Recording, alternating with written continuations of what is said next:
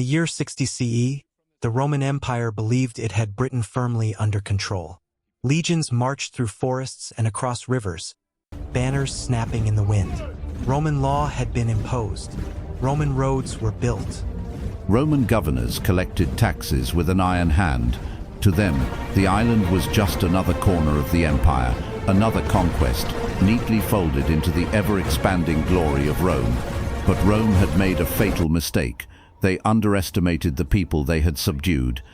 They underestimated the anger that simmered quietly beneath the surface in villages, farms, and tribal councils. And most importantly, they underestimated one woman. Her name was Boudica. She was not a general by Roman standards. She carried no silver breastplate, polished to blinding perfection. She had no Roman legion at her back. And yet in the coming days, she would become the single most feared figure in the Roman world, a woman whose fury would shake the empire to its foundations. Here's the shocking part. The Roman Empire, the most disciplined, organized, and brutal military machine the world had ever seen, would tremble before her. Legions that had crushed entire nations without mercy would soon find themselves facing a force they could not predict and could not contain. Think about it for a moment. Rome prided itself on control. Their strategy was precision. Their soldiers were trained to annihilate any opposition. Yet all that preparation counted for nothing when faced with the raw, uncontainable power of outrage, and Boudica embodied it completely. It began quietly. You might even miss it if you weren't paying attention. A tribal queen, widowed, grieving, yet unbroken. Her daughters humiliated by Roman soldiers, her lands confiscated, and behind these personal tragedies, a collective injustice. The people she ruled, the Iceni and neighboring tribes, suffering under taxation, forced labor, and systemic oppression. But Rome didn't see a spark. They saw submission. They assumed fear was enough. They assumed the Britons were conquered. That assumption would cost them dearly. By the spring of 60 CE, everything had changed. Boudica, who had once been seen as a quiet ally, became the face of rebellion. She gathered those who had been silenced, those who had been humiliated, those who had been robbed of dignity, and she gave them a voice sharpened by anger, desperation, and the hunger for justice. Here's what most history books don't tell you. This was not a rebellion born from a desire for power. Boudica did not want a throne bigger than her tribes. She did not want gold or Roman titles. She wanted one thing: to restore what had been stolen, to honor what had been defiled, and to punish those who had dared humiliate her family and her people. Imagine living under Roman occupation, roads designed to move troops faster, taxes designed to bleed your community dry, and soldiers who treat your homes as playgrounds for cruelty. Every day there was fear. Every night there was quiet suffering, and then, without warning, a spark ignites. That spark was Boudica's fury, and it was unstoppable. Rome had forgotten one basic truth about humanity. There is a point where people no longer fear. There is a point where survival, honor, and dignity outweigh caution. And for Boudica and her people, that moment had arrived. The first acts of rebellion were lightning fast and devastating. Tribes that had long suffered quietly now rose as one. Men who had feared legions now carried weapons with the courage only desperation can provide. And at their center, always, was Boudica, commanding not through titles but through sheer presence, conviction, and rage. Tacitus, the Roman historian, wrote about her in amazement. She was tall, fierce, and terrible in appearance. Her anger was as great as her stature. But even Tacitus couldn't capture the full picture. He saw a warrior, yes, but he didn't see a mother, a widow, a leader crushed by injustice and now rising like a storm. He didn't see the centuries of suffering behind her eyes, or the calculated brilliance of a mind that knew exactly how to use fear against fear itself. And fear became Boudica's ally. The Romans, accustomed to obedience, could not comprehend the scale of rebellion that was about to erupt. They were disciplined, they were trained, but they had never faced a woman whose very existence was a challenge to their authority. A queen who refused to bend, a people who refused to bow. By mid-60 CE, the landscape of Britain had shifted. What was once Roman territory became a battlefield of rage, justice and survival. Cities that had thought themselves safe, towns that had never known revolt, villages that had quietly submitted, they would all feel the wrath of a queen who would not forgive. And here's the most chilling part. Rome, the mighty empire, could not stop her. They underestimated her, and that underestimation would cost them dearly. Every calculation, every assumption, every strategy they had built over decades meant nothing against the force of a people united by outrage, led by a woman who had nothing left to lose. Think about it. One queen, no formal army, facing an empire that stretched across continents. And yet, Boudica didn't just fight. She inspired. She transformed grief into strategy, humiliation into power, and suffering into unstoppable momentum. The stage was set. The first city would burn. The first Roman legions would meet her wrath. And history would remember that in 60 CE, the Romans created an enemy they could never have imagined.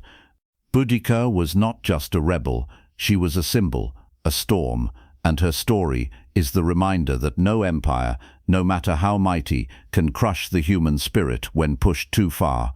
So as we stand at the edge of this story, remember this. 60 CE was not just a date.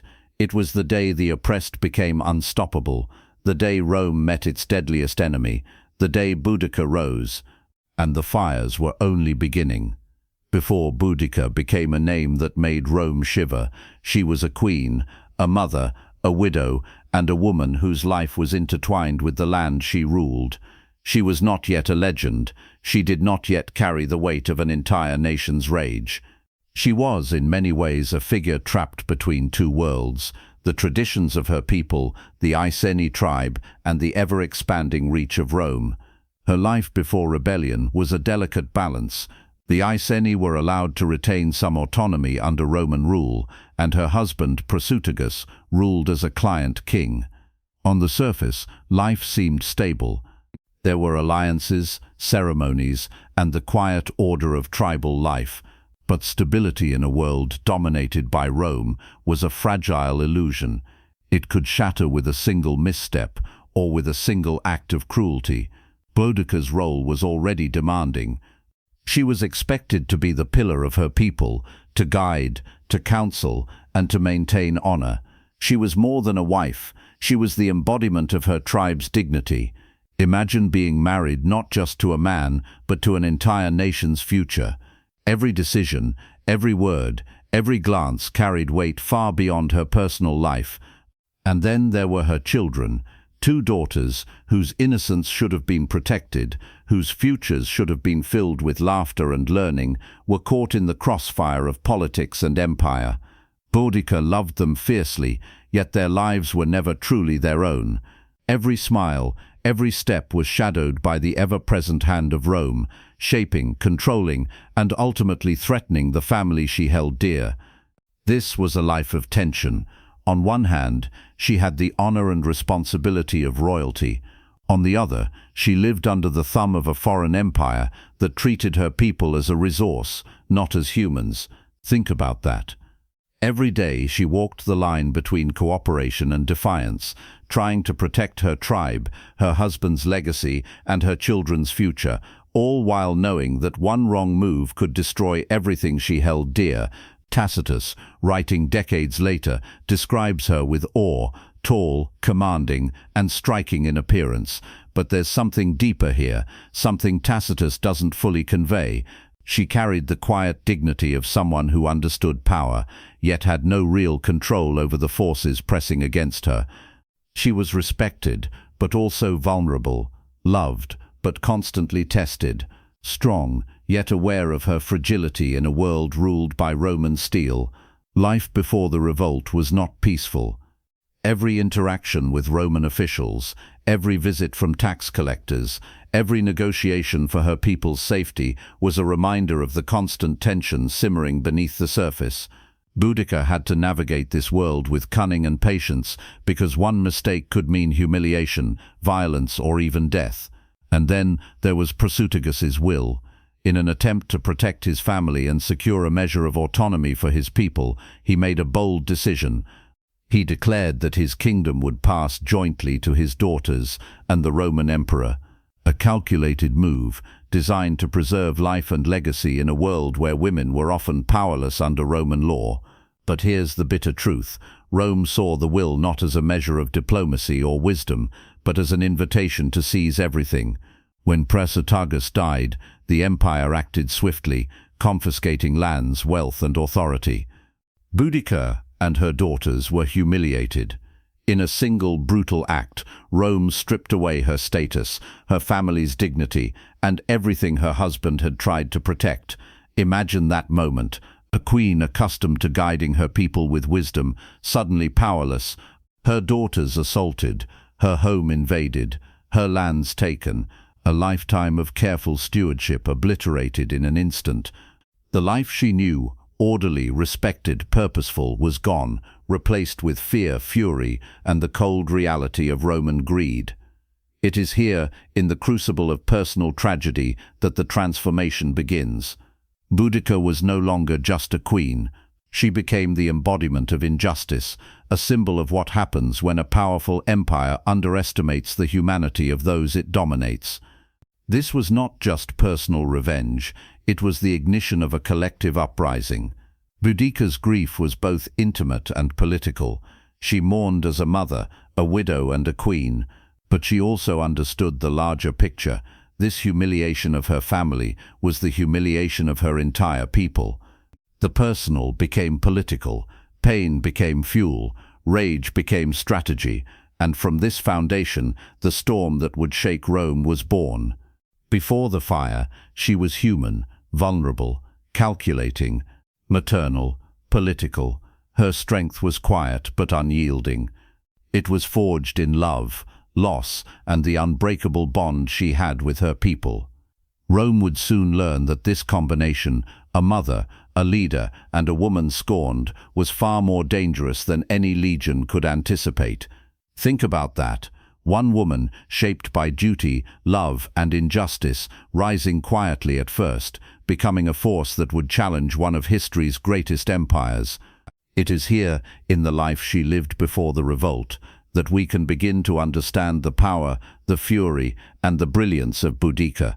Because every act of rebellion has a beginning, and for Boudica it began not in the chaos of battle, but in the quiet horror of personal loss, in the shadow of a betrayal that could not be ignored, and in the realization that the only way to reclaim dignity was to stand, unbowed, and fight. The stage was set, the queen had been wronged, the people were ready, and soon the fire would come. History often remembers empires for their victories, their strategies, their roads, and their laws. But sometimes an empire falls not because of armies, but because of arrogance. And Rome, mighty, disciplined, invincible, in the minds of its generals, made the gravest mistake imaginable. They humiliated Boudica, and in doing so, they ignited a fire that no legion could extinguish. Here's the shocking part. Rome didn't just take her lands. They didn't simply violate her husband's will. They went further, much further.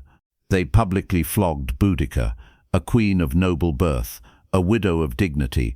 They stripped her of all respect in front of her people, and if that wasn't enough, they assaulted her daughters, something even the soldiers of Rome rarely did with such brazenness.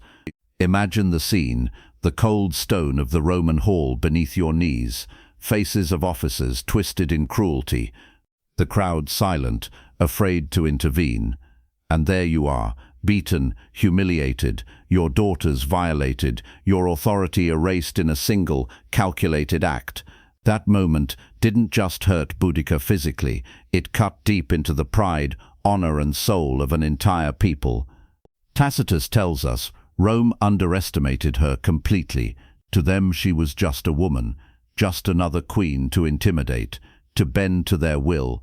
They had dealt with kings, warlords, and tribes before, Why would they think that a widow, standing over her daughter's suffering, could become the terror of an empire? But Rome forgot a basic truth. Humiliation is dangerous. It is a spark in dry grass.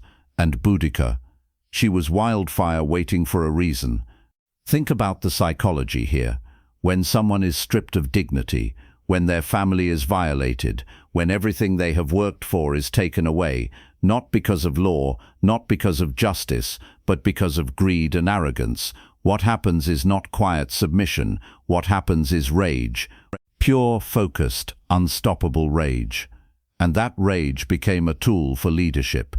Boudica didn't just feel it, she turned it into a weapon. She took personal pain and made it collective. Every farmer taxed to death, every villager forced to bow to Roman law, every family humiliated, they all now had a symbol in Boudica, a symbol of defiance, honor and revenge. Rome's arrogance didn't stop there. They seized Iceni lands as if the queen and her family had no rights at all. They sold Boudica's possessions, her household, her wealth. Every insult was public, every seizure calculated to remind everyone who ruled Britain. But here's the twist. In trying to demonstrate power, Rome only proved its vulnerability. They turned a grieving widow into a rallying figure. They transformed injustice into revolution. Imagine watching your world unravel before your eyes. You have done everything right. You have followed the rules. You have been loyal to the empire that now punishes you. And yet, in one moment, you are reduced to nothing. That is what Boudica felt, and she would not let it stand. Her response was not spontaneous, it was strategic. She traveled, she gathered allies, she whispered to neighboring tribes who had also suffered under Rome. She told them one thing, and only one thing mattered. Rome must pay. Not just with words, but with fire, blood, and the fall of cities that had once thought themselves untouchable. And the people listened. Not because they had blindly followed her before, but because she gave them permission to feel what they had always buried: anger, grief, outrage. Suddenly the oppressed had a leader, a voice and a plan. A queen who had been wronged now became the embodiment of collective justice. Here's what Rome never understood. This was more than rebellion. This was a psychological war they had triggered themselves. They had turned a single act of cruelty into a nationwide uprising. Every Roman official who had laughed at Boudica's supposed weakness had sealed their own fate. Think about it from Rome's perspective. One widow, two daughters, some disgruntled tribes, and yet within months, entire Roman settlements would be ablaze, legions routed, and fear spreading faster than any army could march. The empire had underestimated the human cost of humiliation, and let's be clear, this was not chaos for chaos's sake. Boudica had a plan, a vision. Her fury was disciplined, focused, and unstoppable. Every city she approached, every legion she faced, was part of a strategy rooted in justice, vengeance, and reclaiming the dignity Rome had stolen. Imagine the moment she finally decided. The people of Britain had suffered too long. The personal had become political. The private wound had become a public revolution. And Rome, arrogant Rome, had lit the fuse. Humiliation is a powerful weapon. Rome wielded it recklessly. And Boudica? She turned it into a sword sharper than any Roman gladius. The day Rome struck, they created an enemy who would haunt their legions. The day they humiliated Boudica, they set in motion a chain of events that would change Britain forever. And that, right there, was Rome's fatal mistake. Not armies, not numbers, not tactics, but arrogance, cruelty, and the assumption that a woman could be ignored. Because Boudica would not be ignored, she would not bend, she would not forgive. And soon the fires would rise not as a warning, but as a declaration. Britain would no longer kneel. Boudica was no longer just a grieving widow. She had become something far more dangerous, a symbol, a living, breathing challenge to Rome itself. And the reason she became unstoppable was simple. She refused to kneel. Imagine standing in her place. Your family has been humiliated. your children violated, your lands stolen. Every law twisted against you, and yet everyone around you, the council, your people, your supposed allies, looks to you for guidance. Do you submit? Do you beg for mercy?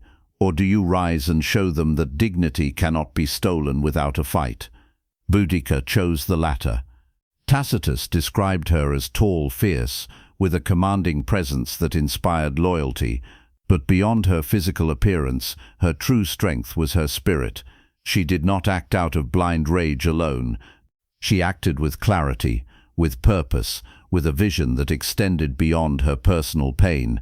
She became the living embodiment of resistance, a queen who would not bow, a mother who would not be silenced, a leader who would not be broken.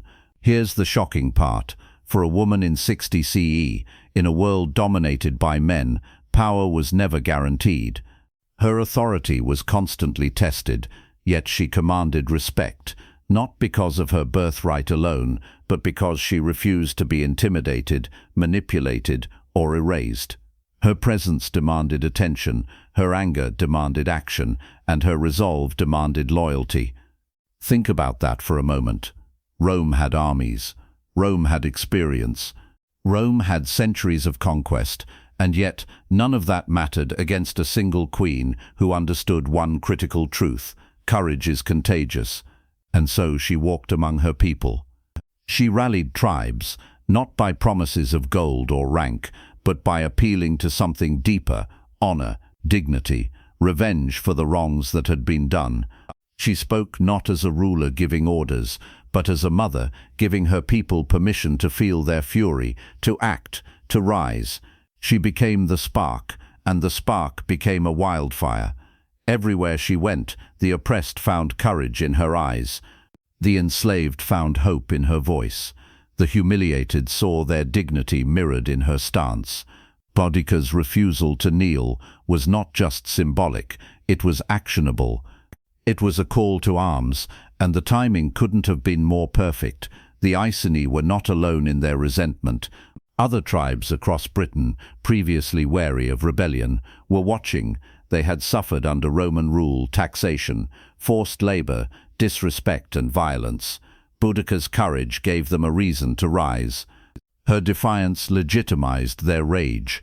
Her refusal to kneel made rebellion not just possible but necessary. Here's the most remarkable part. Boudica understood optics long before anyone called it strategy. She knew the power of fear and inspiration. When she rode into villages, she did so not just to lead, but to be seen, to become larger than life, a living warning to those who would harm her people. Every word she spoke, every gesture, every command was a deliberate signal: submission is over.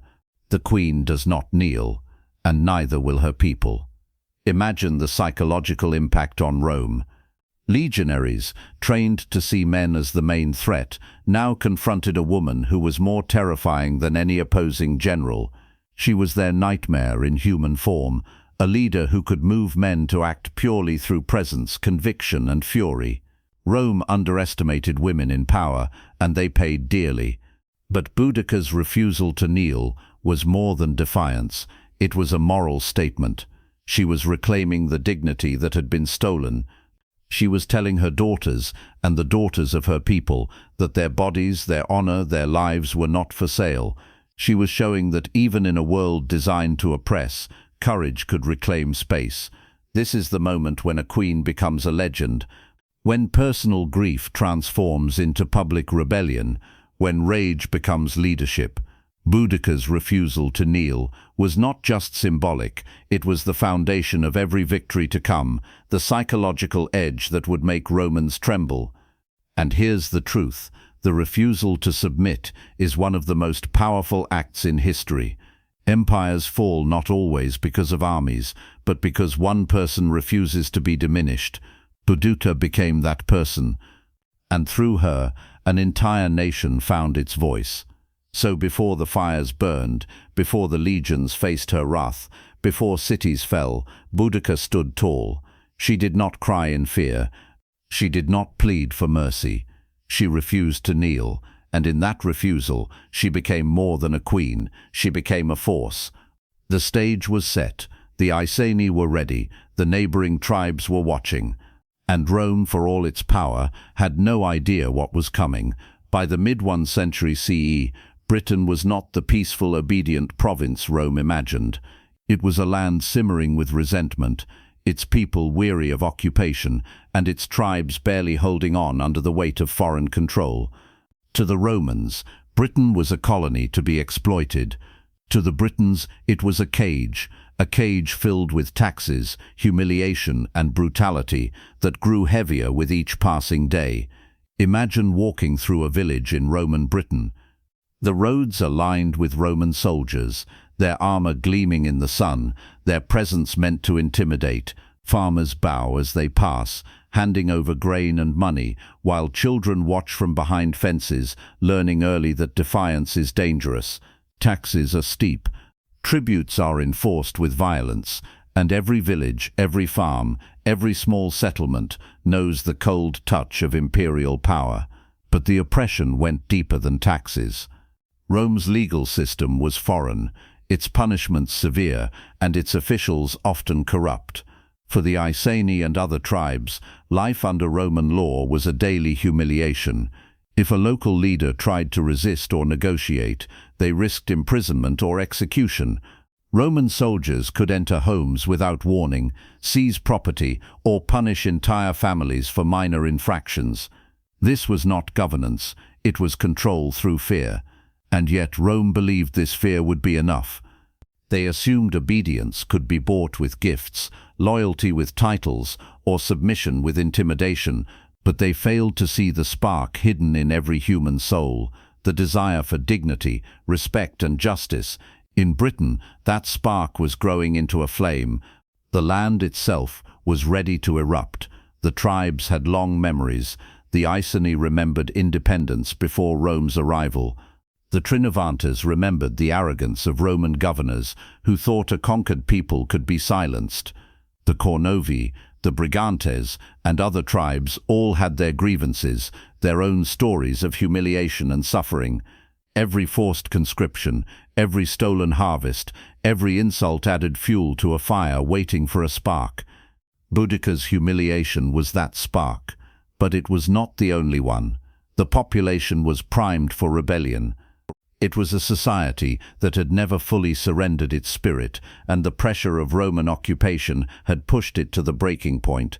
The fertile lands of Britain, its forests, rivers and hills, became more than just geography. They became a stage for uprising, a network for resistance, a place where the oppressed could gather and plot their defiance. And this was not random chaos. Britain had been under Roman rule for nearly 2 decades, and the discontent had been building systematically. The Romans had imposed a strict tax system, demanding gold, livestock and grain. Tribes were forced to pay tribute even during poor harvests. Families went hungry while Rome grew wealthy, and yet any complaint, any appeal to fairness was met with violence. Picture a Briton trying to survive under these conditions. You wake each day knowing that your labor enriches a foreign power. You watch soldiers flaunt your land as if it is theirs. You see neighbors punished for minor infractions. And when your ruler, someone you trusted, dies, you realize that even your supposed allies, those appointed kings like Prasutagus, are powerless under Roman law. The system is rigged, and your humanity is irrelevant. This environment created a perfect storm. The people were angry, frustrated, and humiliated. They were ready for leadership, but they needed someone who could channel their outrage into action. That someone was Boudica. She embodied both the suffering and the hope of her people. Her personal humiliation mirrored that of her tribe. Her daughter's suffering reflected the collective outrage, and her refusal to kneel became a rallying cry for the oppressed. The social structure of Roman Britain further intensified this tension. While Rome imposed its hierarchy, Britain's tribes had their own networks of loyalty, kinship, and honor. Boudica, as queen, had influence that extended beyond her immediate tribe. She understood the value of alliances, of honor, and of fear. She knew which tribes were resentful but cautious and which were ready to act. Her challenge was not just to lead one tribe, it was to unite multiple factions under a single purpose, resistance, and yet unity was fragile. British tribes were historically competitive, even hostile to one another. Long-standing rivalries threatened to fracture any collective movement. This made Boudica's task even more remarkable.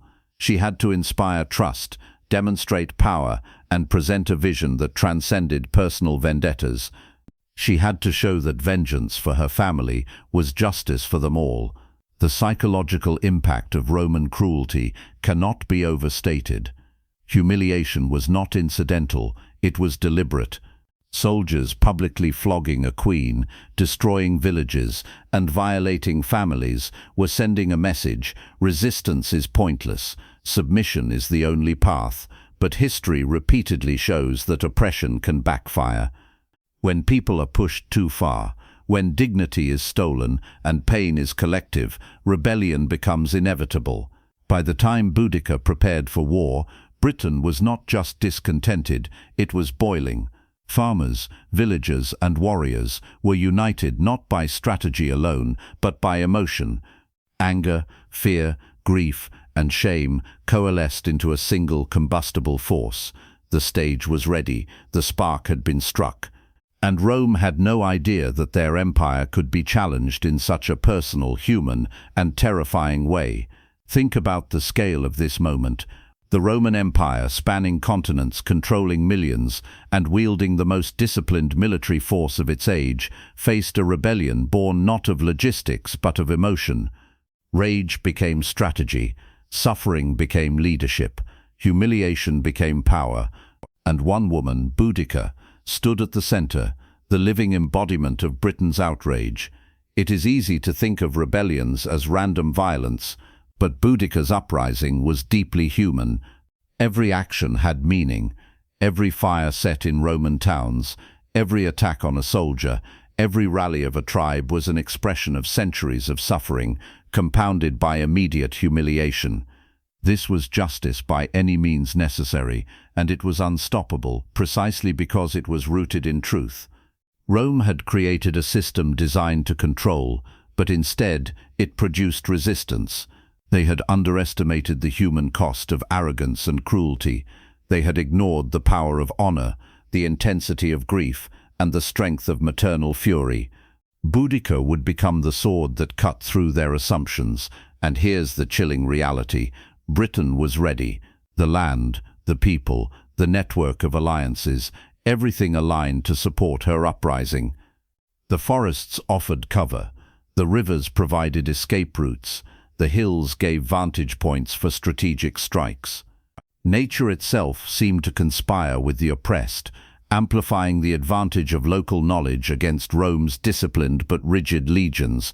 By the time she raised her banner of revolt, the Roman presence, though vast and disciplined, was fragile. They were organized for conquest, not for facing a united, emotionally charged population in revolt. Their legions could march in straight lines, execute tactics with precision, and enforce order, yet they could not anticipate the fury of a people defending their honor, their land, and their queen. This is why Boudica's uprising was not just a military event, it was a psychological one. It was about reclaiming humanity in a world that had denied it. Every Briton who joined her did so, not just to fight, but to feel justice, to restore dignity, and to see Rome's arrogance punished. Every village that rose against their oppressors became a testament to human resilience and collective courage. By the spring of 60 CE, Britain was ready to explode. The Iceni and other tribes were prepared, not just by weapons, but by history, memory, and shared suffering. And at the center of it all was Boudica, a woman transformed by personal tragedy into the embodiment of a nation's outrage. She was no longer just a queen. She was the force of a land that had been pushed too far, the voice of the humiliated, the storm that would sweep across Roman Britain. And in that storm, cities would burn, legions would falter, and the empire would discover that the human spirit cannot be crushed indefinitely. The land was ready. The people were ready, and soon the fire would spread beyond imagination. Boudica did not inherit an army. She did not have legions drilled in formation, banners flying in perfect symmetry, or centuries of Roman-style military discipline at her disposal. She had grief, she had rage, she had injustice, and she had people desperate enough to follow a leader who could channel their fury into action. Imagine trying to gather an army under such circumstances. You are a widow, recently humiliated. Your lands and your family have been attacked. You speak a language of emotion and honor, not strategy and logistics. Yet somehow, Boudica transformed despair into organization, humiliation into unity, and outrage into a force that Rome could not ignore. It began with the Iceni, her own tribe. They were loyal to her, but loyalty alone is not enough for war. They were farmers, craftsmen, and villagers, untrained in the tactics of organized combat. But Boudica knew something Rome did not: the power of motivation. Fear and anger can sharpen weapons as effectively as training. She spoke to them not as a commander giving orders, but as a mother giving permission to reclaim dignity. Here's the shocking part. What Boudica lacked in armor, she more than made up for in vision. She united tribes that had long been rivals, who had often fought each other over land, resources, or prestige. She told them one thing: the Romans are your common enemy. Their injustice is the thread that ties all of you together. Their arrogance has crossed the line. And now we act, not as one tribe, not as separate clans, but as a single force. This was no small feat. Uniting fractious tribes is an enormous challenge even in peacetime. But Boudica achieved it in the chaos of oppression, the pressure of humiliation, and the urgency of vengeance. Her charisma was magnetic, but it was more than that. She inspired hope, she validated their anger, and she gave them a tangible target for all the suffering they had endured. And the numbers grew fast. Tacitus and Cassius Dio both record astonishing estimates: tens of thousands, perhaps up to 100,000 warriors rising at her command.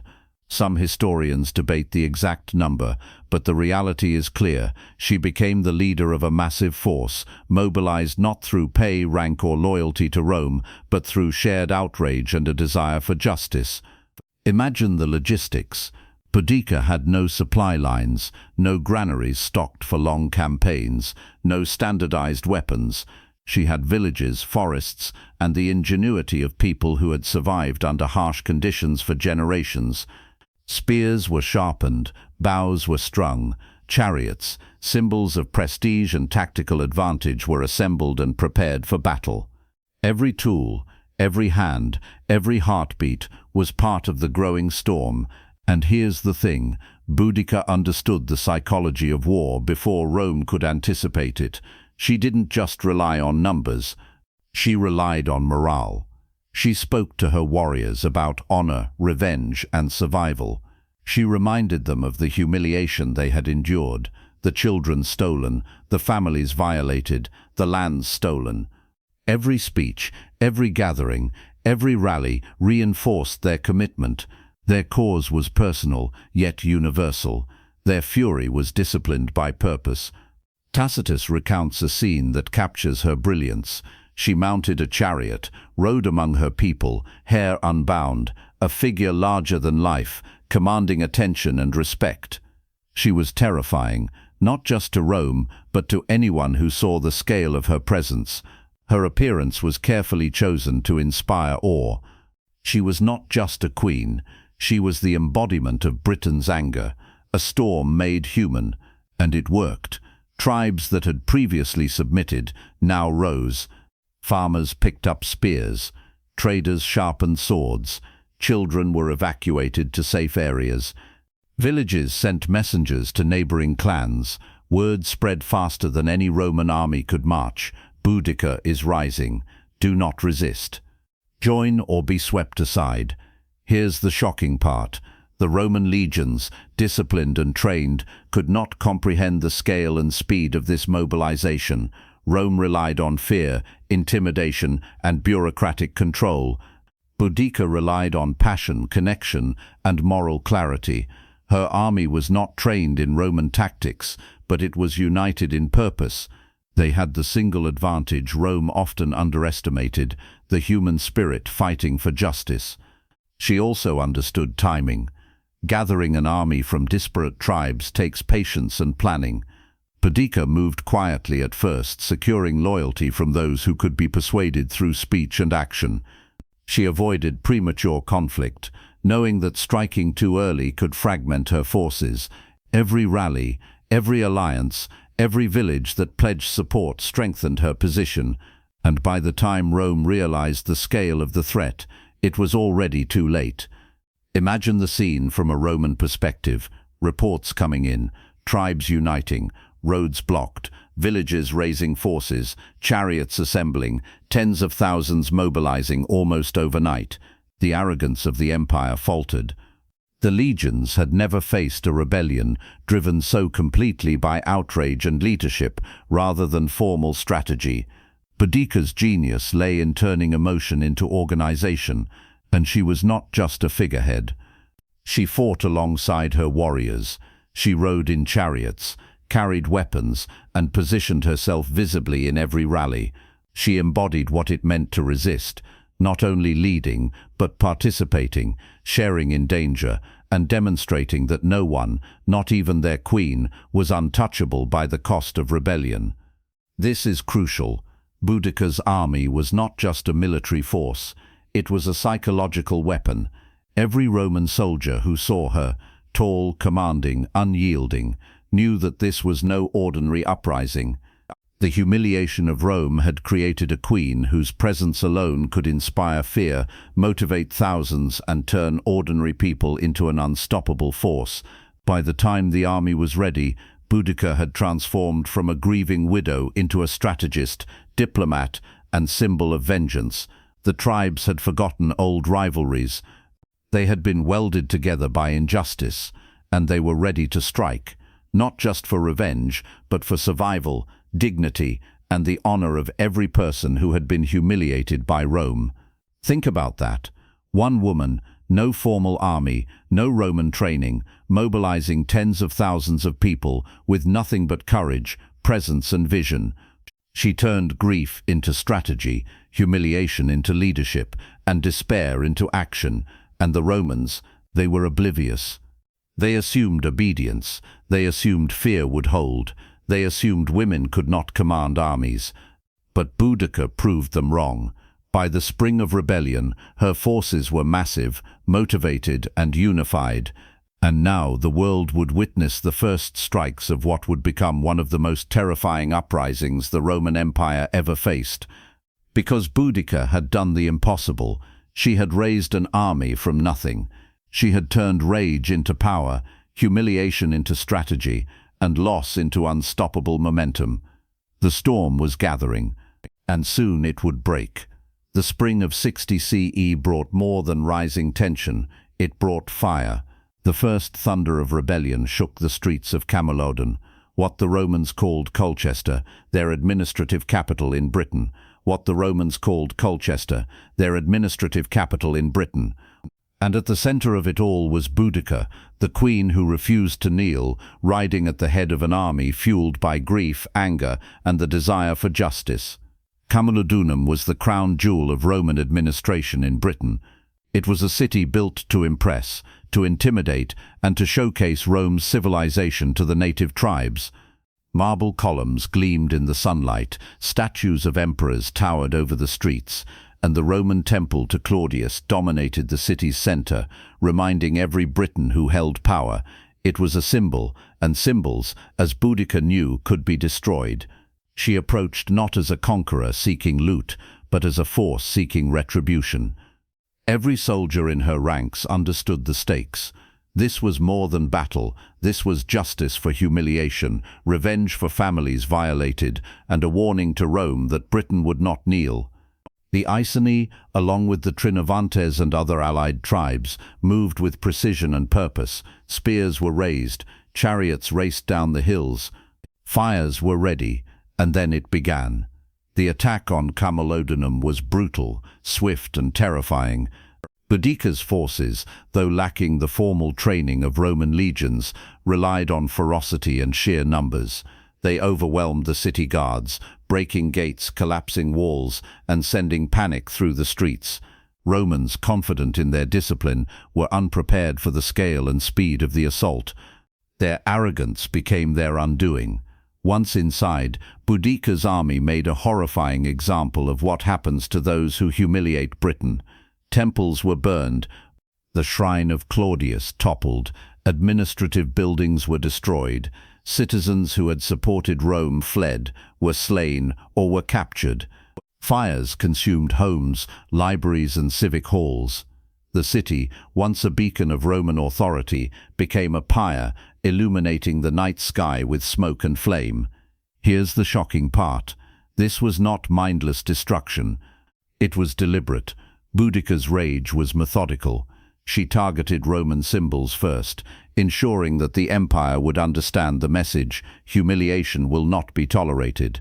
Oppression has consequences, and any Briton who had collaborated with Rome learned, in fire and blood, that allegiance to oppressors could bring ruin. Tacitus, writing decades later, captured the horror and awe of that moment. He described the streets littered with corpses, the cries of women and children, and the smoke rising like a storm over the city. He noted that Rome had never seen an uprising like this, led by a woman whose anger and strategic mind rivaled the greatest generals of the empire. But the horror was not only for the Romans, it was also a psychological weapon. The destruction of Colchester sent shockwaves through neighboring settlements. Tribes that had hesitated to join the rebellion suddenly saw the consequences of defiance and the power of unity. Boudica's army became a symbol of unstoppable force, a demonstration that resistance was not just possible, but devastatingly effective. Imagine the scene from within the city. Roman officials, accustomed to obedience and fear, scrambled in confusion. Soldiers tried to organize a defense, but panic and chaos reigned. Civilians ran through the streets, seeking shelter from the flames and the onslaught.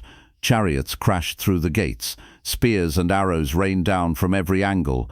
The order that Rome relied on, the discipline, the hierarchy, the predictability, was shattered in hours.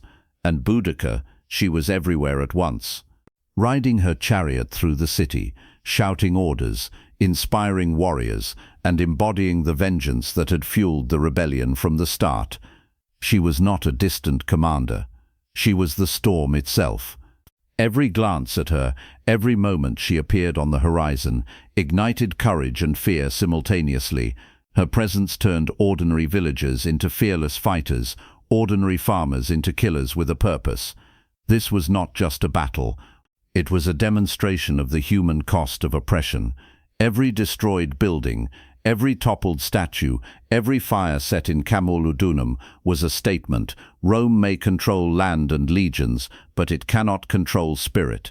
And in that spirit, Boudica became immortal in the eyes of her people. The speed of her army's actions added to the terror. Rome was used to campaigns that took weeks or months to unfold. Boudica's forces moved in days. The element of surprise, combined with sheer numbers, overwhelmed even the most seasoned soldiers. Historians note that this initial victory was less about tactics and more about momentum, the relentless pressure of a united people, driven by personal and collective outrage. But there was also strategy.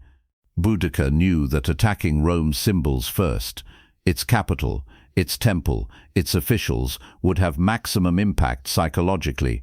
She understood that fear could be as effective as steel. By destroying Colchester, she sent a message to every Roman settlement: no one is safe. Compliance cannot protect you. And that fear worked to her advantage, encouraging tribes to rally without hesitation. Here's the chilling reality. Colchester's fall was the beginning, not the end. The fire set in this city would ignite a chain reaction across southern Britain. Tribes that had been silent now joined her cause. Villages that had surrendered to Rome's authority saw that rebellion was possible, and every Roman who survived this assault carried a warning they would never forget. Boudica's fury is unstoppable, and Britain will fight back. Tacitus emphasizes the scale of destruction, and it is staggering.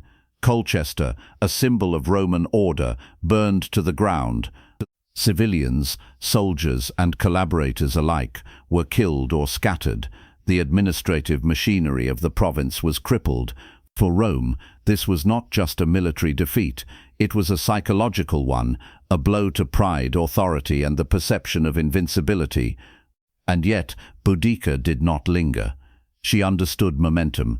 She knew that Roman retaliation was inevitable, and that hesitation could give them time to regroup. She withdrew her forces strategically, regrouping with allies, rallying more tribes, and preparing for the next target. Colchester was a message, a warning, and a foundation for the greater rebellion to come. By the time news reached London and other Roman settlements, panic was spreading. The Romans had underestimated the power of unity born from injustice, the effectiveness of leadership fueled by personal and collective rage, and the sheer force of a woman scorned.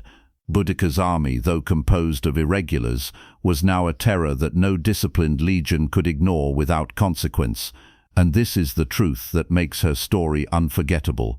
Boudica's power did not come from training, numbers, or imperial resources. It came from something far older, far more primal: justice, honor, rage transformed into strategy, collective suffering transformed into organized, decisive, and terrifying action. Colchester was the first strike, but it was also a lesson. Rome had been reminded that power, when abused, can inspire its own destruction. Humiliation breeds defiance, oppression breeds revolt, and one woman, rising from grief and injustice, could turn the might of an empire into smoke and ash. When the fires finally died down, Colchester was unrecognizable. Rome had lost its first city in Britain to an uprising it could not have predicted, and Boudica.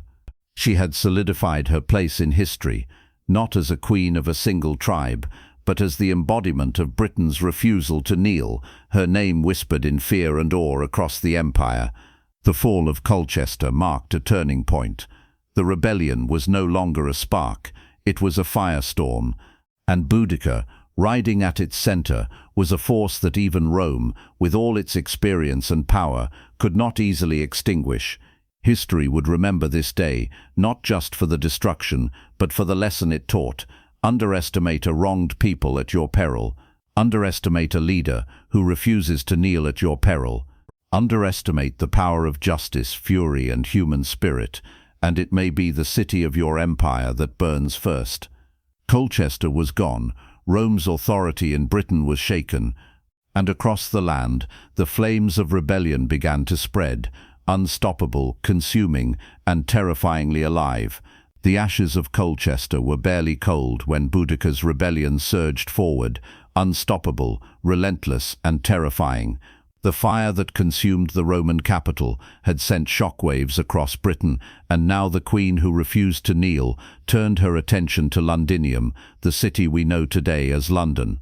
At the time, Londinium was small by modern standards, but strategically vital.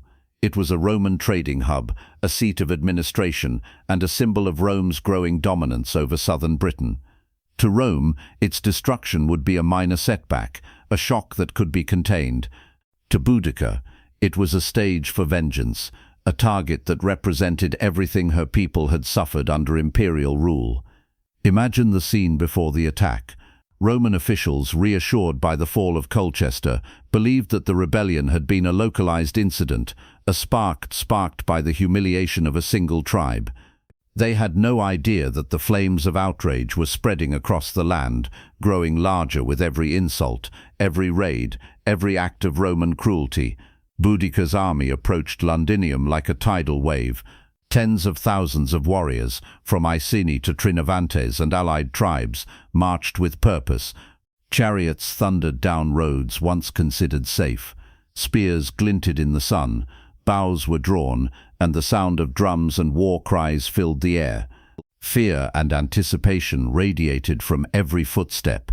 This was not an attack, it was a statement, and the Romans inside Londinium were unprepared. The city was poorly defended, its garrison too small to withstand the sheer scale of the uprising.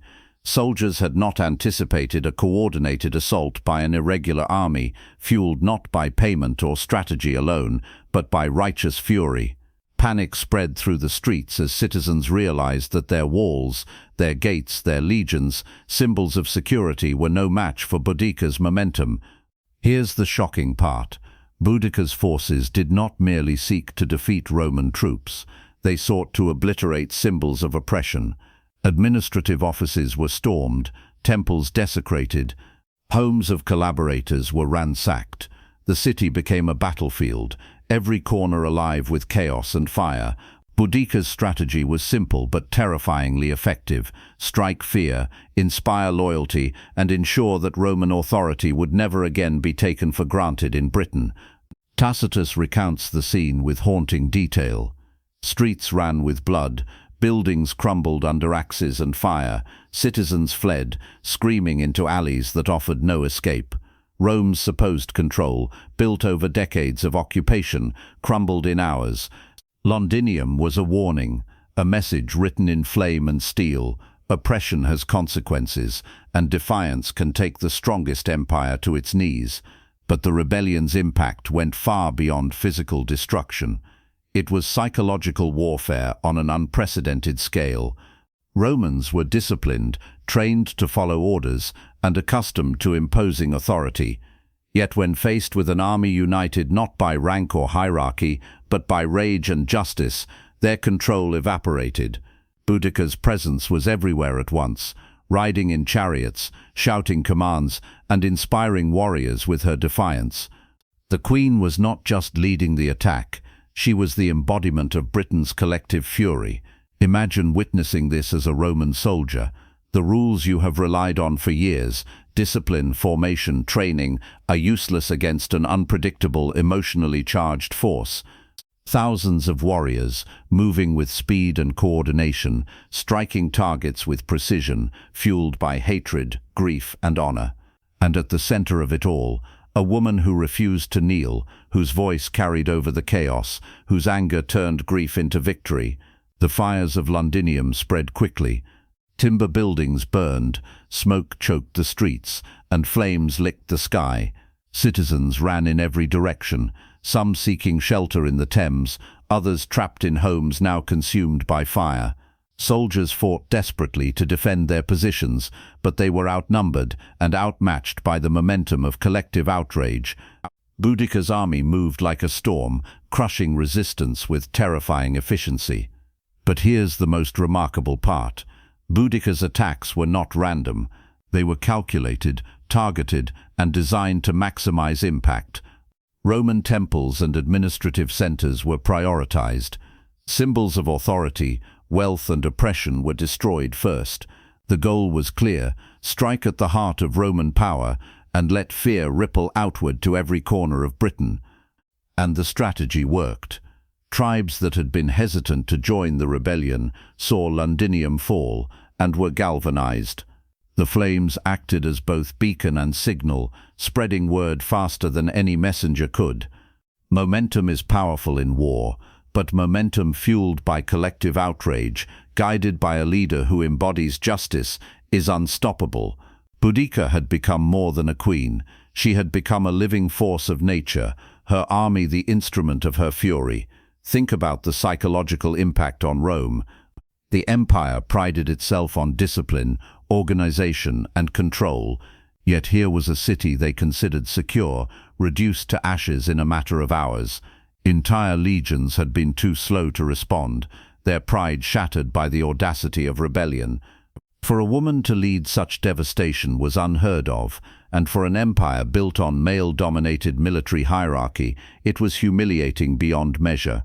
But Boudica's genius was not only in destruction, it was in inspiration. She showed her people that Rome was not invincible. She demonstrated that unity, purpose, and righteous anger could defeat even the most disciplined armies. Her actions were not chaotic. They were a lesson, a guide for every Briton who had suffered under Roman rule. Resistance was possible. Justice was achievable, and a single woman could change the course of history. By the time Londinium burned, the rebellion had reached its peak in scale and intensity. Boudica's forces now controlled vast swaths of southern Britain. The psychological shock was enormous. Tribes that had lived under Roman oppression for decades were emboldened. Citizens saw firsthand that the empire could be challenged, that defiance had power, and that revenge could be righteous and effective.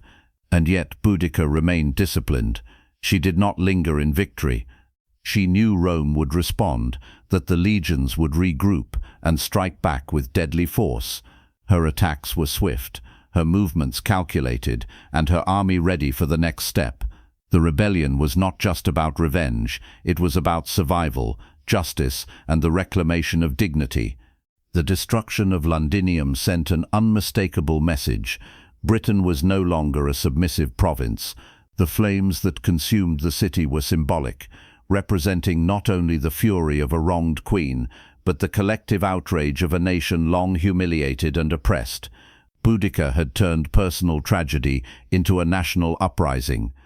Humiliation had become empowerment, rage had become strategy, and one woman had shown that the mightiest empire on earth could be challenged, and that symbols of authority could burn. Tacitus and Dio, writing decades later, could not fully capture the fear that must have gripped Rome at that moment. They described the destruction, the scale of the rebellion, and the psychological terror, but to imagine it is to feel the full weight, thousands of warriors, united by grief and fury, moving with unstoppable force, laying waste to cities, destroying symbols of oppression, and led by a queen who refused to kneel. Londinium burned, not just because of Boudica's strategy, but because of her vision. She transformed personal humiliation into collective power, proving that leadership is as much about inspiration as it is about command. Every fire set, every wall toppled, every Roman soldier driven from the streets was a lesson in the power of unity, purpose, and righteous anger. By the time the smoke cleared, Londinium was gone. Rome had lost its second city in Britain, and the rebellion had become unstoppable. Tribes across the region were now fully mobilized. Fear, respect, and hope surged through the population.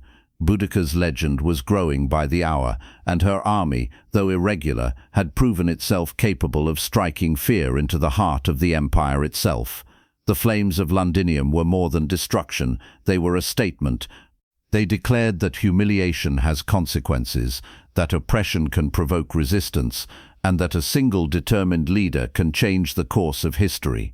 And at the center of that storm stood Boudica, the queen who refused to kneel, riding her chariot, her hair flowing, her voice carrying over the chaos, embodying the fury and hope of an entire nation. The rebellion was no longer just an uprising, it was a revolution. And Britain, under Boudica's leadership, had become a land ablaze, unstoppable and unforgettable.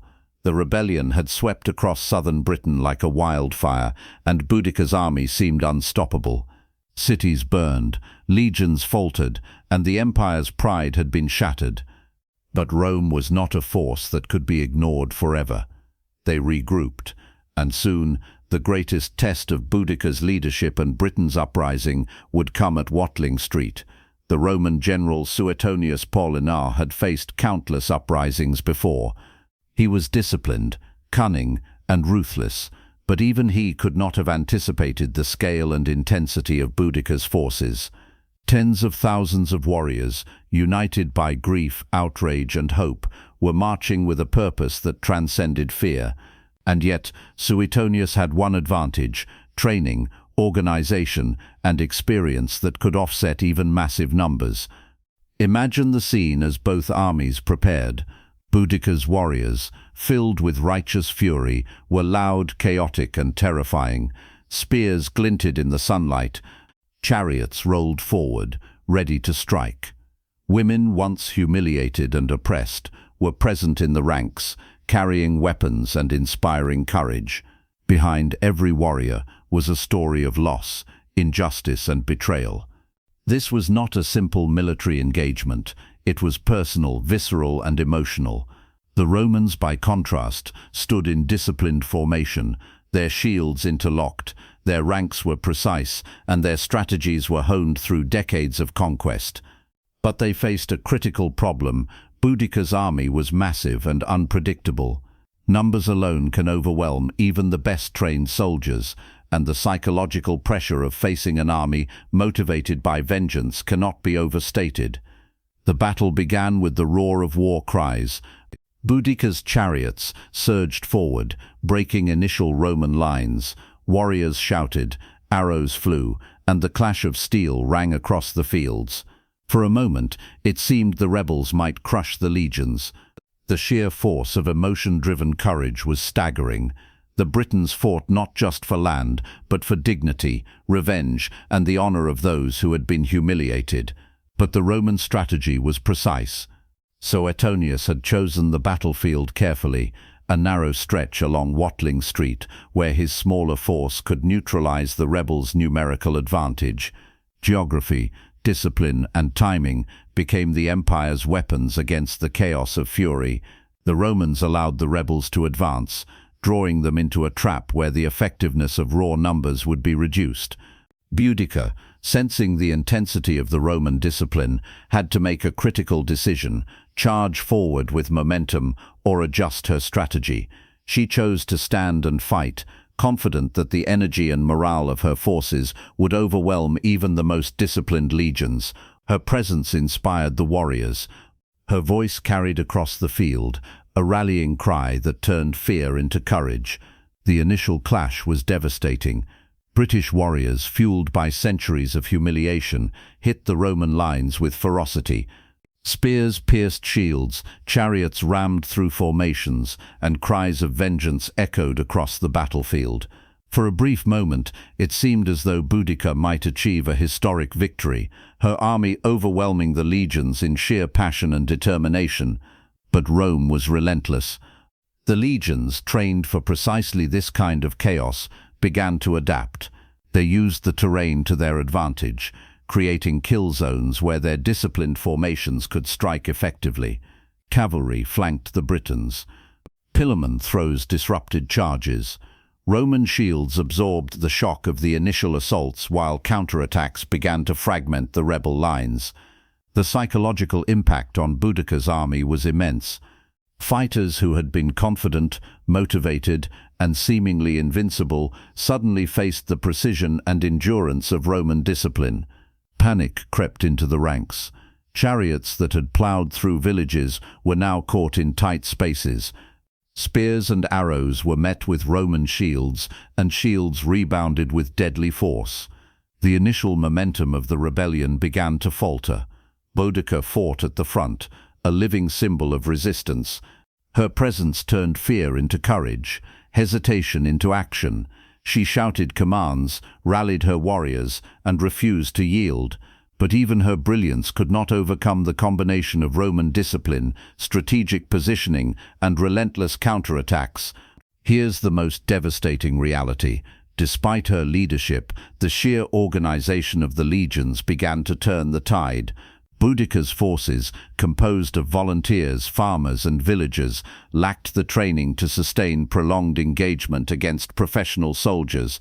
Exhaustion, confusion, and casualties began to mount. The emotional energy that had carried them so far was now being tested to its limits.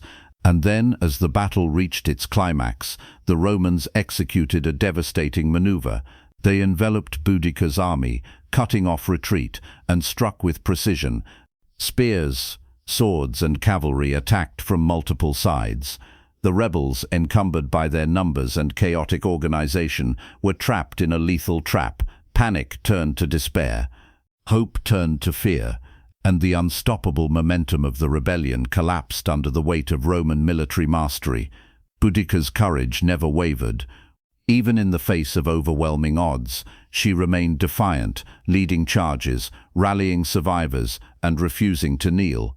Her presence was a beacon, a symbol that the spirit of Britain could not be crushed, even in defeat.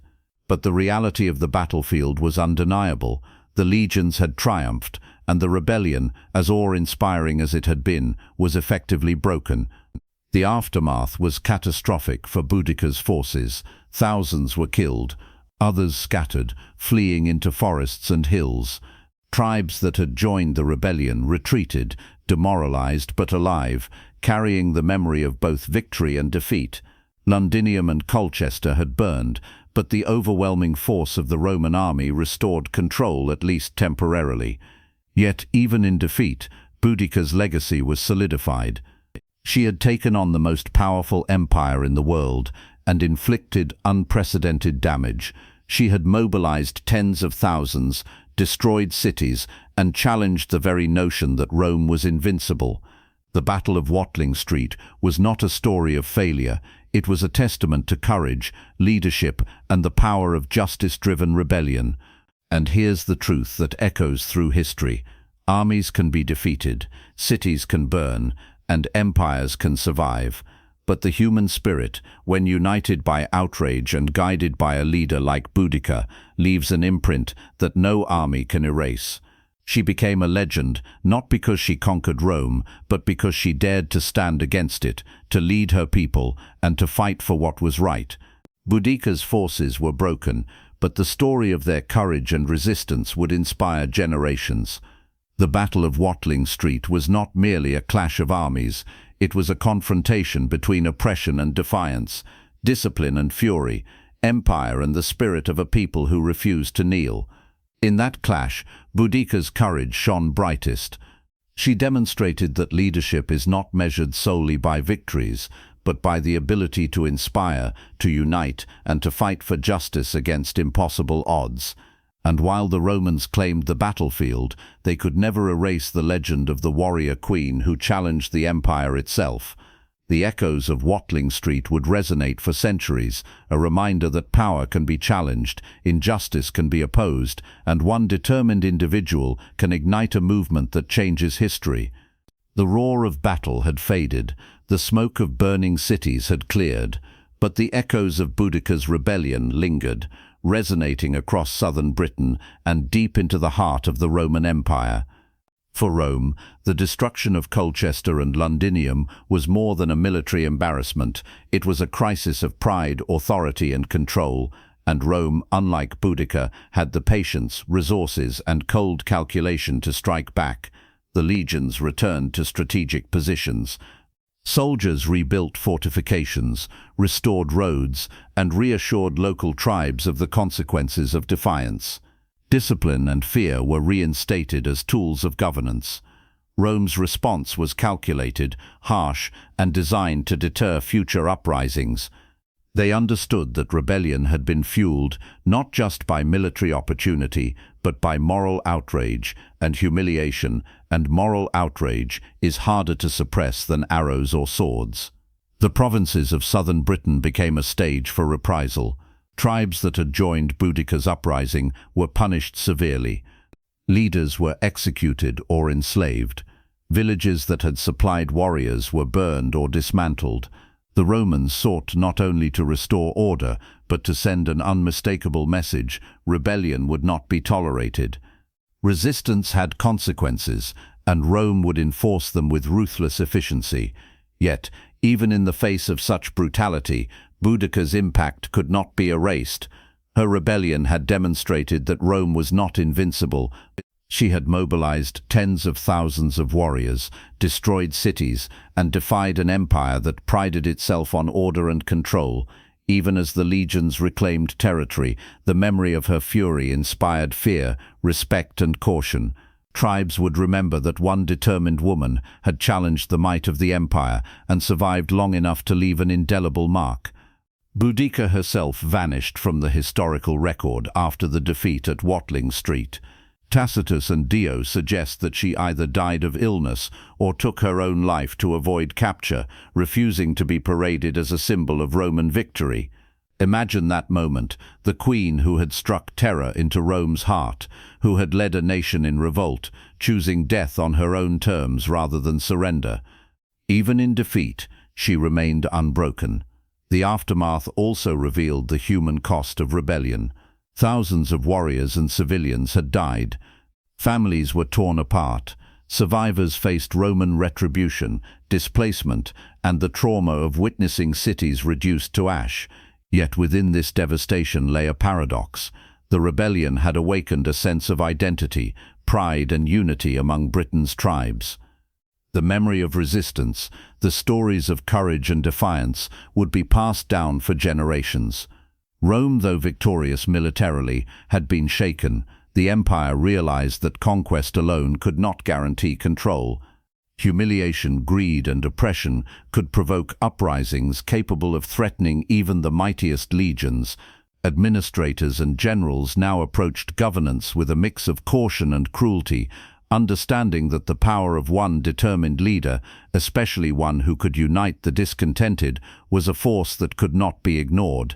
Economically, the rebellion had caused devastation. Cities were in ruins, trade routes were disrupted, agricultural production had suffered. Rome invested heavily in reconstruction, not only to restore infrastructure, but to reinforce their authority. Taxes were increased to fund the military presence needed to prevent future insurrections. The cost of rebellion was enormous, both in human lives and imperial resources. And yet, despite the Roman crackdown, the legend of Boudica grew. She became a symbol of resistance, a warrior queen who dared to challenge the might of an empire and rally a people against injustice. Her story was preserved in history, immortalized by writers like Tacitus and Dio, not merely as a recounting of events, but as a testament to courage, leadership, and the indomitable human spirit. Culturally, Boudica's rebellion reshaped Britain. Tribal alliances forged in the crucible of revolt persisted even after Roman retribution. The psychological impact of her uprising created a shared memory of defiance. Her name became synonymous with courage and resistance, a rallying cry for those who would later oppose foreign rule or tyranny. There was also a subtle lesson for Rome. Control through fear alone is never absolute. Systems of oppression may subdue temporarily, but injustice breeds defiance, and defiance can rise like a storm. Boudica had exploited this principle to devastating effect, demonstrating that the human spirit, when united and guided, can challenge even the most organized, powerful, and disciplined force on earth. The rebellion also highlighted the limitations of Roman military doctrine. The legions excelled in organized warfare, open-field battles, and engineering feats. But against a population motivated by anger, survival, and honor, the conventional tactics of Rome were tested. Boudica's strategy, combining rapid mobility, psychological intimidation, and symbolic attacks, exposed vulnerabilities in the empire's approach to controlling newly conquered lands. Historians emphasize that Boudica's uprising was extraordinary because it was not simply a revolt, it was a revolution of spirit. Ordinary people, farmers, artisans and warriors, united under her leadership, achieved feats that no conventional force had anticipated. They burned cities, defied authority, and forced Rome to recognize that conquest alone is never enough to secure loyalty. And in the broader context of history, Boudica's rebellion became a warning and an inspiration. It warned oppressors that injustice and humiliation provoke resistance, often in forms more potent than armies and fortifications. It inspired those who would come later to stand against oppression, to fight for justice, and to believe that even against impossible odds, courage and unity can reshape events. The aftermath of Boudica's rebellion was a complex mixture of destruction, fear, and legacy. Rome reclaimed the territory, imposed harsh punishments, and restored order, but the rebellion had planted seeds of resistance, identity, and courage that could never be fully eradicated. Boudica had shown that one person's leadership could unite a nation, turn grief into power, and challenge the world's most formidable empire. Ultimately, the rebellion's aftermath serves as a reminder. History is not only written by the victors, but also shaped by the courage of those who resist. The cities burned, the legions won, and yet Boudica's spirit endured. She became more than a warrior queen, she became a symbol, a legend, and a story of defiance that would echo across centuries. Even today, her name resonates. Boudica, the queen who challenged Rome, the mother who led her people, the warrior who refused to kneel.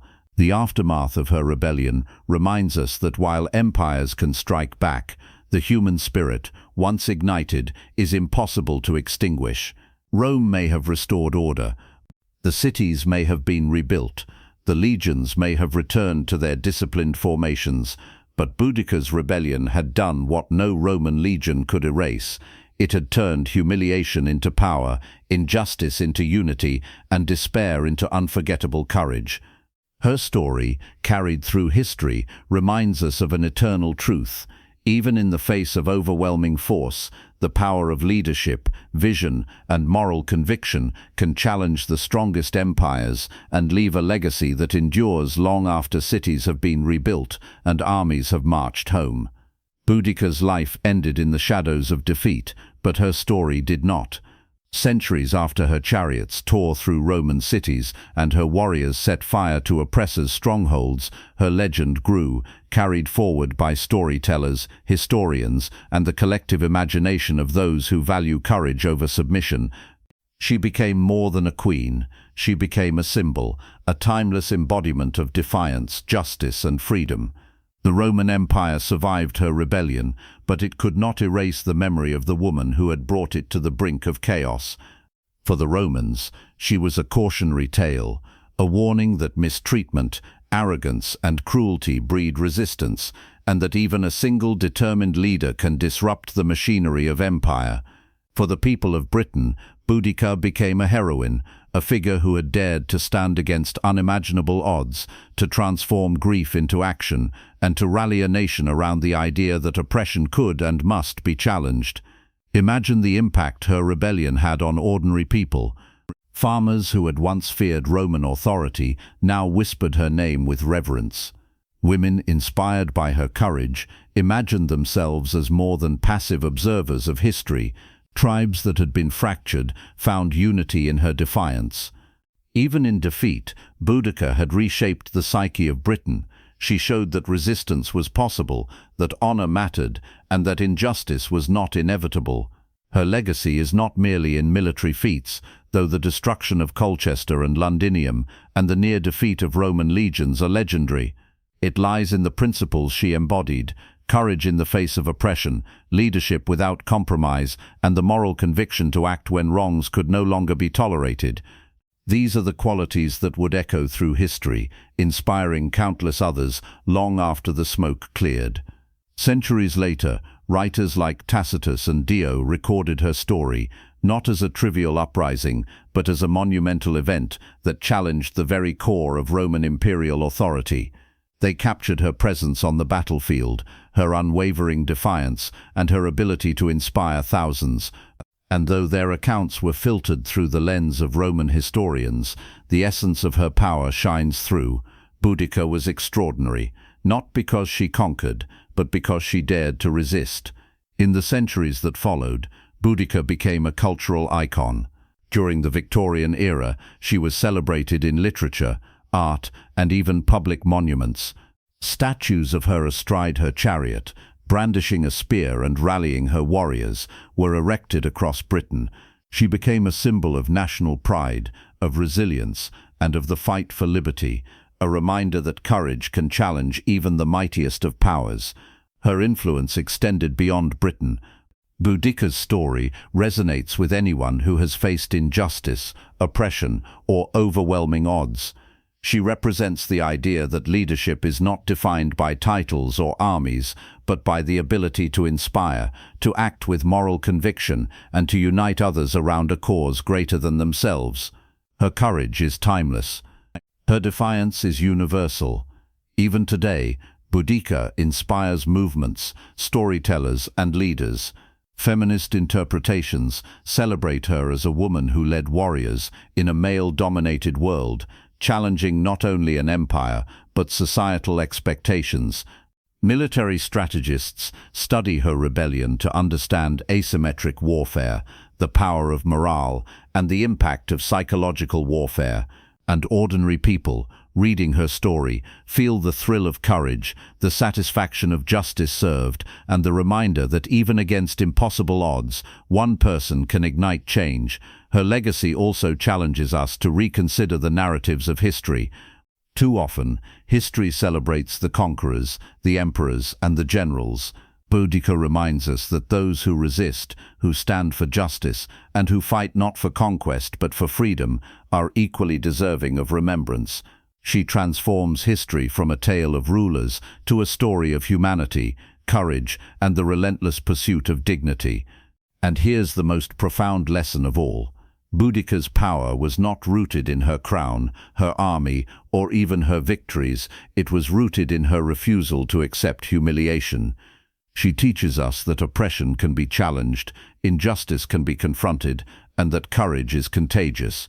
She shows that true leadership emerges when one is willing to risk everything for what is right, and that the echoes of that courage can outlast empires and outshine defeat. Across time, her name has become shorthand for defiance.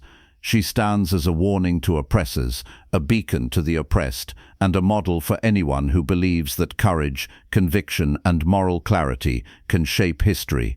Even monuments, paintings, and literature fail to capture the full scope of her impact, because her true power is intangible. It lives in the courage she inspired, in the fear she instilled in oppressors, and in the hope she gave to the powerless.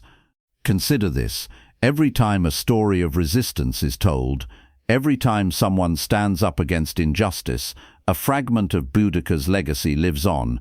She teaches us that even when the world seems unbeatable, when empires loom large and authority feels absolute, courage can tip the scales. Defiance, when led with vision and conviction, can transform not only a battle but an entire society. Boudica's story reminds us that history is not only about who wins or loses, but about who dares. It is about those who rise when others cower, who fight when others surrender, and who lead when others falter. Her rebellion may have been crushed, her cities rebuilt by Rome, and her army defeated, but her spirit unyielding, fierce and fearless, cannot be destroyed. Today, in the streets of London and the halls of history, her legacy endures. Statues still stand in her honor. Her name is taught in schools. Her story inspires books, films, and conversations about justice, courage, and the power of leadership. But more than anything, her legacy endures in the idea that no empire, no army, no system of oppression can extinguish the spirit of a people who refuse to kneel. Boudica did not live to see her rebellion succeed. She did not see the empire fall, but she achieved something even greater. She became immortal. She became a symbol of defiance, a rallying point for freedom, and a reminder that one person, armed with courage and conviction, can ignite change that echoes across centuries. So when you hear her name, remember this: Boudica's power was not measured in victories or conquests, but in courage, in defiance, and in the unyielding belief that injustice must be challenged. And in that belief lies the true essence of freedom, a legacy that no empire can destroy, no defeat can erase, and no historian can diminish. Boudica, the warrior queen who challenged Rome, remains forever a symbol of defiance, freedom, and the relentless human spirit. When we think of warriors, images of men clad in armor, wielding swords and shields, often dominate our imagination. But history has been quietly filled with women who defied societal norms, led armies, and fought battles that shaped nations. Among these legendary figures, Boudica stands as one of the most remarkable, a queen who didn't just participate in war, but commanded entire armies and left an indelible mark on history. Boudica's story is extraordinary because she was not simply a symbol or a footnote. She was a strategist, a leader, and a force of nature. In a world dominated by male rulers and generals, she commanded loyalty, respect, and fear in equal measure. Her leadership was direct and uncompromising, her vision clear: defend her people, seek justice, and challenge the might of Rome. And her rebellion demonstrates something essential about women in history. Courage is not determined by gender, but by conviction. Across the ancient world, women warriors were rare but not unheard of.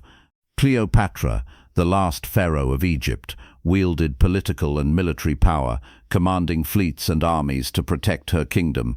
Artemisia I of Caria sailed with Xerxes' navy, proving her naval genius in the Battle of Salamis. In the steppes of Central Asia, the Scythian women were famed for their archery, horseback skills, and even participation in warfare alongside men. And in China, legendary figures like Hua Mulan defied family expectations to fight in place of men, protecting honor and homeland. Yet Boudica's significance lies not only in her military role, but in the scale and audacity of her rebellion.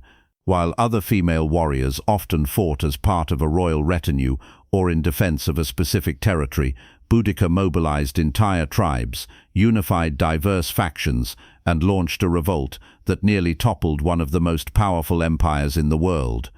That is a magnitude of leadership rarely matched, even among her male contemporaries. What set Boudica apart was her combination of personal grief and political acumen. The humiliation she suffered, the public flogging, the assault on her daughters and the seizure of her lands fueled a rebellion that was deeply personal. But she transformed personal pain into collective action, harnessing grief, outrage, and determination into a force capable of strategic victories and symbolic destruction. This is the hallmark of a true warrior leader, turning emotion into purpose and purpose into action. Consider her leadership style. Unlike many ancient generals who relied solely on fear or reward, Boudica inspired through example. She rode at the front of her chariots, her presence electrifying her army. Her voice carried not only orders but hope, unity, and courage. Her warriors fought with the intensity of people who had seen their families humiliated and their lands stolen, but it was Boudica's charisma and moral authority that transformed their rage into organized rebellion. In the wider context of women warriors, Boudica shares qualities with some of the most celebrated figures. Like Artemisia, she combined political intelligence with battlefield strategy. Like Hua Mulan, she defied societal expectations and took up arms in a role traditionally denied to women. But unlike many of her contemporaries, Boudica's rebellion had a lasting psychological and cultural impact. Her actions challenged the might of Rome and forced an empire to reckon with the consequences of oppression, leaving a legacy that inspired generations. Boudica also exemplifies the intersection of gender and leadership in ancient warfare. Her defiance was both literal and symbolic. She refused to be silenced, enslaved, or humiliated. In a society that often relegated women to domestic roles, she claimed the authority to wage war, dictate strategy, and lead thousands into battle. Her story forces us to reconsider assumptions about the roles women played in shaping history, revealing that courage, vision, and leadership are not bound by gender. Moreover, Boudica's rebellion serves as a bridge connecting the stories of women warriors across cultures. From the Celtic tribes of Britain to the deserts of Egypt and the steppes of Asia, women have risen in moments of crisis to lead, defend, and inspire. Each faced unique challenges, often confronting societies structured to suppress them, yet each demonstrated that leadership is measured by deeds, resolve, and impact, not by societal expectations. In modern interpretations, Boudica has become a symbol not only of defiance against oppression, but of female empowerment. Feminist historians highlight her agency, her strategic brilliance, and her ability to mobilize mass movements. She is portrayed as a woman who demanded justice, reclaimed dignity, and refused to let societal constraints define her destiny. Her story resonates today because it challenges deeply ingrained narratives that suggest leadership and courage are inherently male domains. Yet it's important to recognize that Boudica's power was rooted not in myth but in reality. This was not a romanticized tale of a fearless queen, it was a woman navigating political structures, tribal dynamics, and military strategy with astonishing skill. She managed logistics, inspired warriors, coordinated attacks, and executed campaigns that temporarily destabilized one of the largest empires in the world. Her rebellion was organized, purposeful, and brutally effective, a testament to her intelligence and leadership, not just her fury. Boudica also teaches us about resilience. Ancient women warriors often faced double burdens: the external threat of enemies and the internal constraints of patriarchal societies. Boudica endured personal humiliation, social limitations, and the weight of her tribe's expectations. Yet she transformed these obstacles into a catalyst for action. Her story is a lesson in perseverance, demonstrating that courage often emerges not in comfort, but in response to injustice, adversity, and systemic oppression. Her legacy is amplified by contrast. The Romans, skilled in warfare, disciplined and organized, represented the pinnacle of imperial power. And yet, Boudica, a woman leading a tribal coalition armed with improvised weapons, local knowledge, and sheer determination, shook that power to its core. She reminds us that leadership, bravery, and strategic insight are not confined to conventional measures of strength. They emerge from vision, conviction, and the willingness to act when circumstances demand it. In the tapestry of history, Boudica stands as both an anomaly and an inspiration. She is a rare figure whose story bridges gender, culture, and empire. A woman who led, fought, and inspired when society dictated that she should remain silent. And in doing so, she carved her name into history, joining the ranks of women who, against extraordinary odds, shaped the world around them. So when we remember Boudica today, we honor more than a Celtic queen. We honor the countless women warriors whose courage has been overlooked, whose contributions have been erased, and whose leadership has defied expectations. Boudica's place among them is secure. She is a warrior of unparalleled courage, a leader of vision and strategy, and a symbol that defiance, intelligence, and bravery know no gender. Her story reminds us that history is not only written by conquerors. It is shaped by those who dare to rise, to challenge, and to lead when others remain silent. And in that courage, Boudica's legacy endures, an eternal testament to the power of women warriors and the indomitable spirit of defiance. Centuries have passed since Boudica's chariots tore through Roman towns and her warriors burned Londinium to the ground. Yet her story has refused to fade. Over time, the queen who challenged the might of Rome has transcended history books and ancient chronicles to become a legend, a symbol of resistance, and a source of inspiration for literature, art, and modern culture. It all began with the Roman historians, Tacitus and Dio. Writing decades after the rebellion, they chronicled her life with a mixture of fear, admiration, and moral reflection. Tacitus, in particular, captured her presence with vivid detail. A queen of fierce beauty, commanding spirit, and unrelenting courage. Dio emphasized her role as a woman who defied convention, uniting tribes and striking terror into the empire's heart. These accounts immortalized Boudica, setting the stage for her transformation from historical figure to cultural icon. Fast forward to the Renaissance and the Enlightenment, periods when Europe rediscovered classical texts and reinterpreted the heroes of antiquity. Boudica's story was revisited in poetry, plays, and historical treatises. Writers marveled at her courage, framing her rebellion not just as a political event, but as a dramatic narrative of justice, fury, and defiance. She became a muse for storytellers eager to explore themes of liberty, resistance, and female empowerment. By the 18th and 19th centuries, Boudica had entered popular imagination as the quintessential warrior queen. Artists painted her charging into battle atop her chariot, spear raised, hair flying in the wind, with her army behind her and the smoke of burning cities swirling around. These paintings did more than depict history. They mythologized her, capturing the essence of courage, defiance, and unbreakable spirit. Victorian Britain, in particular, embraced Boudica as a symbol of national pride, connecting her struggle to the values of freedom, resilience, and patriotism. Her influence also spread to literature. Novelists, poets, and playwrights drew upon her life to explore rebellion, gender, and moral courage. Stories portrayed her not only as a military leader but as a mother seeking justice, a woman confronting oppression, and a symbol of national identity. Each retelling amplified her legend, blending fact and myth, and cementing her place in cultural memory. Boudica's story did not remain confined to Europe. As British colonial influence spread, her legend traveled to far-off lands. She became a symbol of courage for oppressed peoples, a narrative of resistance that transcended borders, cultures, and time periods. Her story was referenced in speeches, historical studies, and even political rhetoric, highlighting her as a model of defiance against tyranny.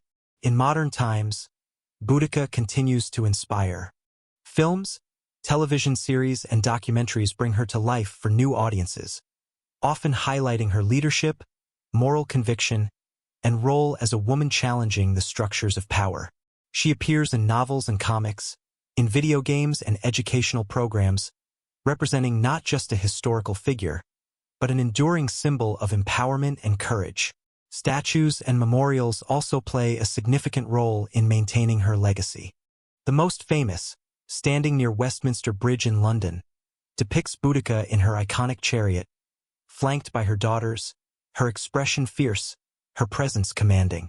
Passers-by are reminded that she once challenged the world's greatest empire, and that the spirit of defiance is immortal. Boudica's cultural impact also reflects broader societal values. Her story resonates particularly in movements advocating for women's rights, justice, and resistance against oppression. She embodies the idea that courage and leadership are not defined by gender, wealth, or title, but by moral conviction, vision, and the willingness to act against injustice. Literature, art, and modern media continue to reinterpret her story, exploring different facets of her life. Some portray her as a tragic figure, a mother and queen whose personal suffering sparked a rebellion. Others emphasize her strategic brilliance, her ability to unite disparate tribes, and her impact on military history. Each retelling adds layers to her legend, reinforcing her relevance across centuries. Interestingly, Boudica's mythos also teaches a lesson about the power of narrative. While Rome may have recorded the events, it is human storytelling, through history, literature, and art, that has kept her spirit alive. Each generation reclaims her story, emphasizing the aspects most relevant to their time: courage, resistance, empowerment, or justice. And in doing so, Boudica remains not just a figure of the past, but a living symbol for the present. Her presence in education is equally important. Children learn of her courage and defiance. Students study her strategies and leadership, and her story is cited as an example of moral courage, resilience, and the power of standing against oppression. These lessons continue to inspire, teaching that leadership is not solely about authority or armies, but about vision, courage, and moral clarity. Boudica's modern cultural relevance is also tied to global discussions about women in leadership and the recognition of overlooked historical figures. She represents the countless women whose contributions have been minimized, ignored, or forgotten. By studying her story, we reclaim a part of history that challenges conventional narratives and celebrates women's agency in shaping the world. Moreover, Boudica's legend reminds us that the power of defiance can transcend immediate outcomes. Though her rebellion was ultimately crushed, the cultural and psychological impact outlasted the military defeat. Her story continues to inspire hope, courage, and resilience, proving that the true measure of influence is not always found on the battlefield. It is found in the hearts and minds of those who carry the story forward. In literature and modern culture, Boudica is a bridge between past and present. She connects ancient struggles to contemporary challenges, reminding us that injustice, oppression, and inequality are not confined to history, and that courage, leadership, and moral conviction remain vital in every era. Her legend endures because she represents a universal truth. One determined individual can ignite a movement, challenge the most powerful forces, and inspire generations. Boudica's story is more than history. It is a symbol, a narrative, and a call to action. Through literature, art, and media, she continues to teach us, motivate us, and remind us that courage in the face of oppression is timeless. Boudica has become immortal, not just as a Celtic queen or warrior, but as a cultural icon whose story resonates across centuries. Her legacy reminds us that heroes are not defined solely by victories, but by the courage to rise, the strength to resist, and the will to inspire change, even in the face of overwhelming odds. Boudica's story is more than a tale of rebellion. It's a masterclass in leadership, courage, and the art of resistance. Her life teaches us lessons that extend far beyond ancient Britain, beyond swords and chariots, and into the very principles of how we live, lead, and confront injustice today. First, Boudica demonstrates the power of moral authority. She did not rely on inherited titles alone, though she was queen, but on the legitimacy of her cause. She had been wronged, her people had been humiliated, and her leadership was rooted in a desire for justice. In the modern world, this translates into the lesson that true leadership comes from purpose, integrity, and the courage to fight for what is right. People follow those who act with conviction, and Boudica shows that moral clarity can inspire tens of thousands to take action. Her story also underscores the importance of courage in the face of overwhelming odds. Rome was the most powerful empire in the world. Its armies were disciplined, experienced, and ruthless.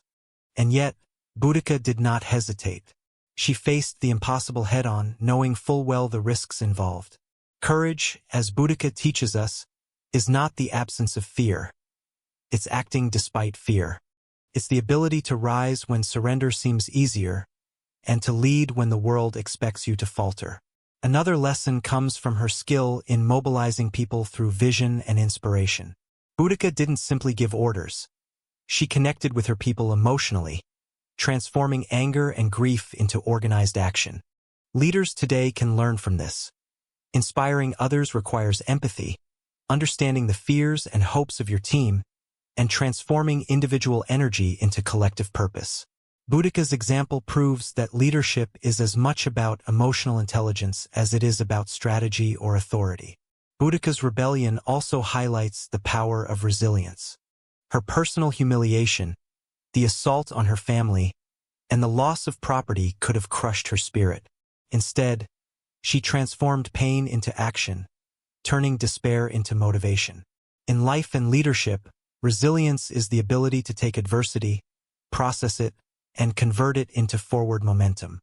Boudica teaches us that setbacks are not the end. They can be the spark that ignites monumental change. Her tactical brilliance offers another lesson. Adaptability and strategic thinking matter, even when resources are limited. She understood the terrain, exploited psychological leverage, and coordinated diverse tribal forces effectively. In modern terms, this shows that strategy is not about resources alone. It's about vision, understanding context, and using what you have wisely. Even the most powerful forces can be challenged with ingenuity, planning, and decisive action. Boudica also embodies the transformative power of anger and justice. Anger, when harnessed constructively, becomes a driving force for change. Her revolt wasn't mindless rage. It was focused, disciplined, and aimed at correcting injustice. Today, leaders, activists, and individuals can learn to channel frustration and injustice into productive action rather than letting it fester or destroy. Anger can be a catalyst for reform, growth, and meaningful resistance. Another critical lesson lies in her ability to unify diverse groups. Boudica brought together tribes that had historical rivalries, convincing them to fight a common enemy. This teaches us about coalition building. Leadership is often about finding common ground, creating shared purpose, and aligning different perspectives toward a single goal. Her success in uniting disparate forces illustrates that leadership is as much about people as it is about strategy. Boudica also teaches the value of symbolic action. The burning of Roman cities was not only tactical. It was symbolic, sending a message to both Rome and her own people. In modern leadership, symbolism matters. Actions that carry meaning beyond immediate results can inspire, motivate, and shape culture. Leaders who understand the power of symbols amplify their influence and leave lasting impact. Perhaps the most profound lesson from Boudica is about courage in leadership under scrutiny. As a woman leading men in a patriarchal society, her every decision was observed, judged, and challenged.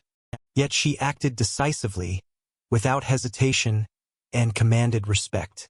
This reminds us that leadership often requires standing firm under pressure, breaking expectations, and trusting one's own judgment, even when critics are loud and history may doubt you. Finally, Boudica teaches a timeless truth.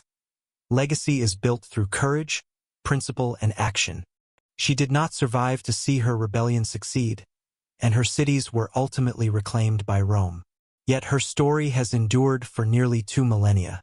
Legacy is not defined by immediate victories, but by the courage to act, the impact on others, and the example set for future generations. In essence, Boudica's life is a blueprint for anyone striving to lead, resist oppression, or make a meaningful impact. Her story reminds us that leadership is not about comfort, recognition, or conformity.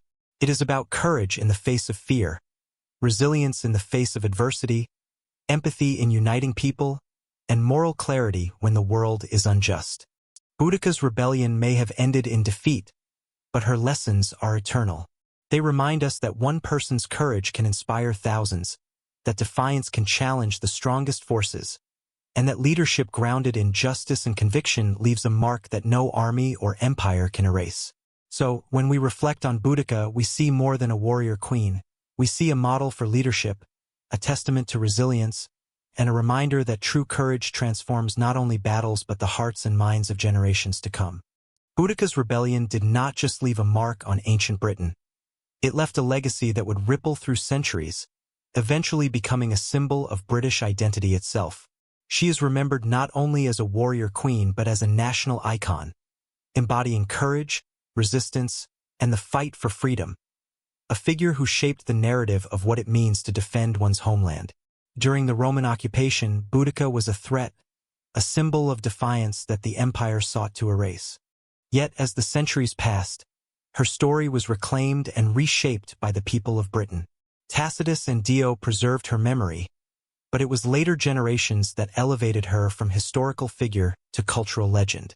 In doing so, Boudica became a touchstone for British pride, nationalism, and identity, particularly in moments when the nation faced external threats or internal turmoil. By the 18th and 19th centuries, Boudica's image had been fully integrated into British consciousness. She became a symbol during the Victorian era of both feminine strength and national resilience. Writers, artists, and historians celebrated her as a woman who stood up to a foreign invader, embodying the spirit of resistance that would resonate with a nation defining itself as an island power. Her rebellion against Rome was reframed not just as a historical event, but as a foundational myth of British courage and determination. Statues and memorials further cemented her place in British identity.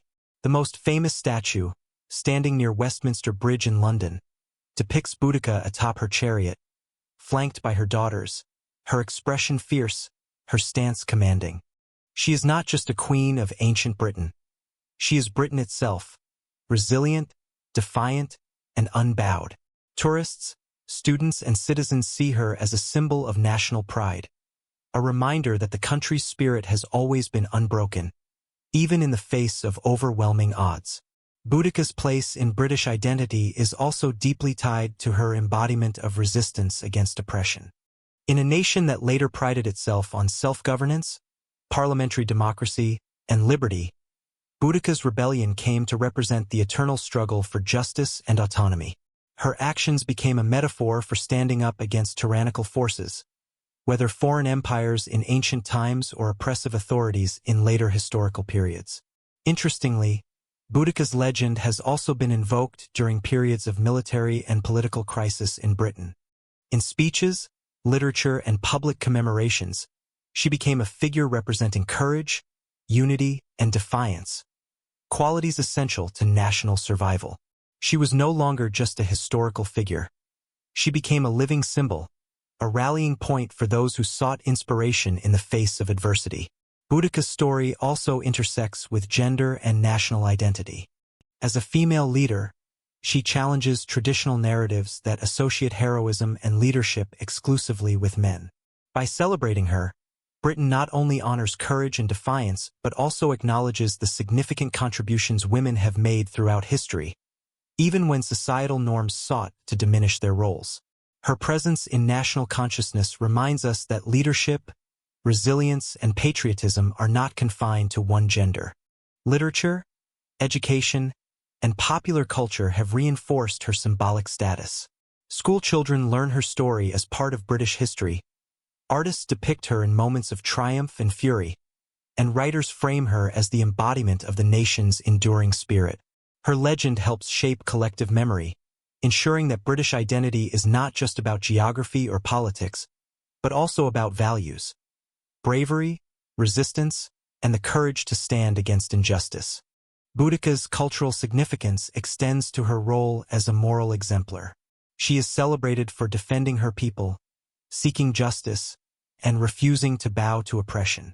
In doing so, she sets a standard for civic virtue, leadership, and personal courage that continues to inspire. British national identity, particularly its emphasis on resilience and principled defiance, finds a historical anchor in her story. Moreover, Boudica's legend has endured because it resonates with universal themes. Her fight against overwhelming power, her leadership in times of crisis, and her unwavering commitment to justice are not limited to her time. They speak to values that transcend centuries. For Britain, her story became a symbol of what the nation aspires to be: principled, courageous, and united in the face of challenges. In essence, Boudica is more than a warrior queen in British memory. She is an idealized representation of the nation's spirit. Through her, the British people celebrate resilience, honor resistance to oppression, and acknowledge the courage it takes to fight for freedom. She reminds generations that identity is forged not just through survival, but through defiance, leadership, and moral conviction. Today, Boudica continues to inspire. From classrooms to public monuments, from literature to media, she stands as a reminder that the foundations of British identity are built not only on empire and conquest, but on the courage to resist tyranny and defend what is right. Her story is a bridge between the ancient and the modern, connecting history, culture, and national consciousness in a single, enduring figure. Boudica's place in British identity is thus secure. She is both historical and symbolic, a warrior and a legend, a woman whose courage continues to define what it means to stand up for justice, unity, and freedom. She reminds Britain and the world that true power is measured not by the empires you conquer, but by the values you uphold, the courage you embody, and the legacy you leave for generations to come. It is the year 60 or 61 CE. The forests of Britain echo with the war cries of Boudica and her warriors. Smoke rises from Roman settlements. Spears clash with shields. A queen rides at the forefront of a rebellion that shakes an empire. But centuries later, the dust of battle has settled, and Boudica's story lives on. Not in ruins, but in memory, culture, and inspiration. Remembering Boudica today is not about glorifying war or destruction. It is about honoring courage, defiance, and the refusal to accept injustice. Her rebellion may have ended in defeat, but her impact continues to resonate across time. Her story teaches us that resistance is possible, that leadership is rooted in conviction, and that one individual can ignite a movement that transcends their own lifetime. Boudica has become more than history. She is a symbol of female leadership, a warrior who defied societal constraints and shattered expectations. She stands as a reminder that women have always played critical roles in shaping history, even when their voices were silenced or erased.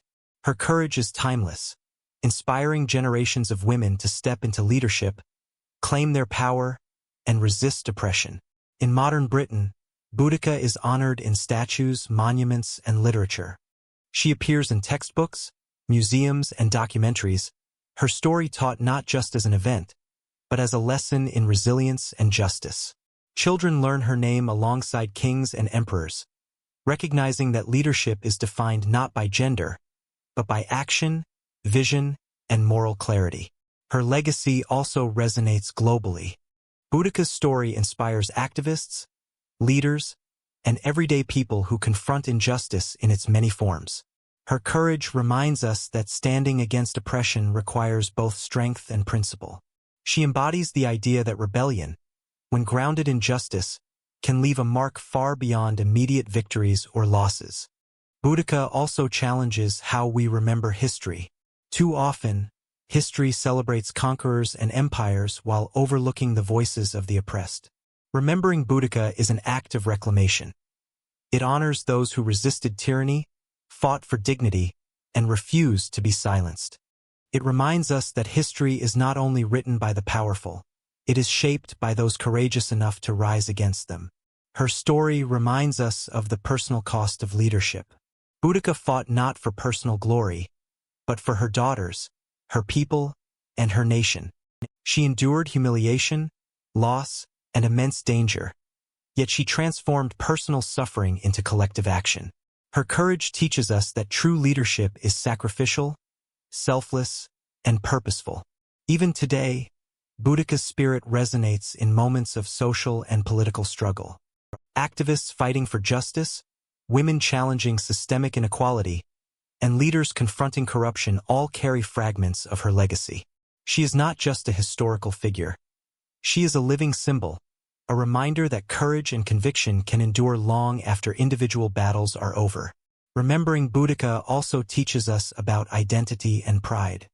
For Britain, she is a unifying figure, a symbol of defiance, resilience, and the fight for freedom.